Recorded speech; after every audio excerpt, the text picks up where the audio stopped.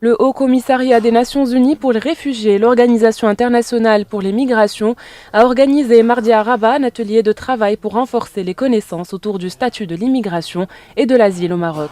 Cet atelier met en exergue le rôle principal des médias dans la détermination des perceptions des citoyens à l'égard des migrants et des réfugiés et souligne la responsabilité des médias dans la lutte contre la désinformation et les fausses idées. Le défi pour la communauté internationale, c'est de trouver de nouvelles formes de solidarité.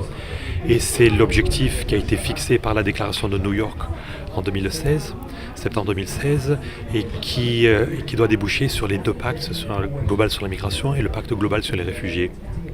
Aujourd'hui, avec les journalistes, la presse du Maroc, nous allons réfléchir sur ces questions, et notamment aux questions de terminologie. Dans un pays comme le Maroc, qui est traversé par des flux migratoires mixtes, il est important de savoir de quoi on parle lorsqu'on parle de réfugiés, de migrants, de demandeurs d'asile, de personnes déplacées, etc. Le Maroc est bien placé parce qu'il est intéressé par ces questions, et il a quelque chose à offrir en termes d'expérience, d'accueil et de traitement de ces questions, que ce soit aussi bien les migrations que l'asile. Et on est très heureux que les médias aient répondu aussi nombreux. Ça prouve que l'intérêt est très présent et important dans ce pays.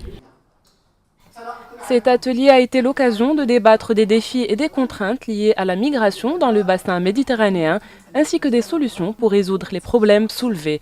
Cet atelier technique a porté sur la terminologie liée à la migration mixte et sur les mécanismes pour renforcer la compréhension et mettre en évidence la corrélation entre les médias, l'opinion publique et les politiciens.